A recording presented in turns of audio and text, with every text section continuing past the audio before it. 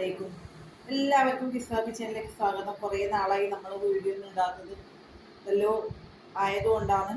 അതുകൊണ്ട് ഇനി സ്ഥിരം വീഡിയോ ഇടുന്നതന്നെ വിചാരിച്ചിട്ട് നിൽക്കുകയാണ്. വീഡിയോയിൽ എടുത്തു വെച്ചിട്ടുണ്ട്, ഒന്നും എഡിറ്റ് ചെയ്യാൻ ഒരു ഇത് കിട്ടിയിട്ടില്ല. അതുകൊണ്ടാണ് ഇന്ന് ഉണ്ടാക്കാൻ പോകുന്നത് നമ്മളെ മമ്പയറാണിത്. ഞാൻ ഒരു 3 മണിക്കൂർ വെള്ളത്തിലിട്ടിട്ട് കുതിർത്തിയതാണ്. ഇത് വൈകുന്നേരം കുട്ടികൾക്ക് ചായ കൊടുക്കാനും എല്ലാം നല്ലതാണ്. കാരണം പയറുവർഗ്ഗങ്ങൾ തിന്നാത്ത കുട്ടികൾക്ക് ഇത് ഉണ്ടാക്കി കൊടുത്താൽ അവർ തിന്നോളും. അപ്പോൾ ഇതിന് വേണ്ട സാധനങ്ങൾ എന്തെല്ലാമെന്ന് വെച്ചാൽ മമ്പയർ അരക്കപ്പ് മതിയെ, 2-3 മക്കളിലൊരു തേങ്ങ, പിന്നെ ശർക്കര പൊടിച്ചതാണ്. ഞാൻ ഡബിൾ റോസിൻ്റെ ശർക്കര പൊടിച്ചത് വാങ്ങിയതാണ്.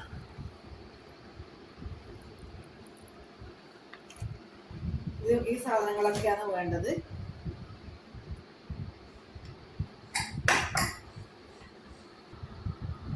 ഇനി ഇത് ഒരു കുക്കറിലേക്ക് ഇടുക, കഴുകിയിട്ട് കുക്കറിലേക്ക് ഇടുക. കല്ലെല്ലുണ്ടാവും നോക്കണം, ചിലത് കല്ലെല്ലുണ്ടാവും, അതുകൊണ്ട് ഇത് കഴുകിയിട്ട് കുക്കറിലേക്ക് ഇടുക.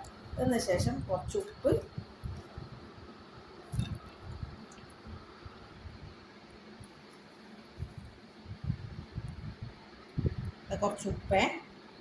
ഉപ്പ് ഇടുക. പിന്നെ ആവശ്യത്തിന് ഇത് വേവേണ്ട ആവശ്യത്തിന് വെള്ളം ഒഴിക്കുക.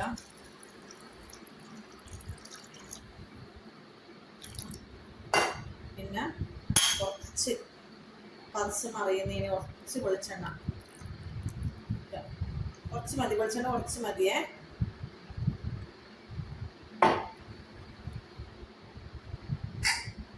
കുക്കറിൻ്റെ വിസിലിടുക. ഒരു 4 പൂക്കലി പൂക്കിക്കാം.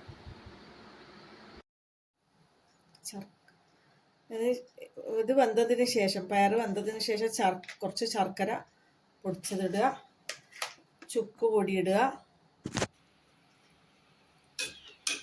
ഇത് ശർക്കര ഇടുക, ഏലക്കായ ഇടുക, ചുക്ക് പൊടി ഇടുക, എന്നിട്ട് ഇതാക്കുക.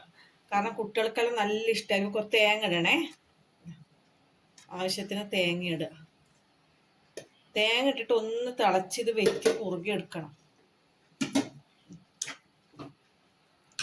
മൈസൂർ പഴം അരിഞ്ഞിട, ഇതിൽ വേണമെങ്കിൽ നെയ്പ്പം പഴം അരിഞ്ഞിട, എന്നിട്ട് കഴിക്കുക. നല്ല പ്രോട്ടീനായ 4 മണി പലഹാരമായി. എല്ലാവരും ട്രൈ ചെയ്ത് നോക്കുക. കുറച്ചെന്നാൽ തിളച്ച് വറ്റട്ടെ. അവസാനം ഒരു സ്പൂണ് നെയ്യ് ചേർക്കുക, നല്ല മണത്തിന് നെയ്യ് ചേർക്കുക, എന്നിട്ട് ഇളക്കുക. തീർന്നു. ഇത്രയേ ഉള്ളൂ. നല്ല ടേസ്റ്റി പ്രോട്ടീൻ അടങ്ങിയ നല്ല ഇതാണ്. അപ്പോൾ ഞാനിത് വിളമ്പട്ടെ.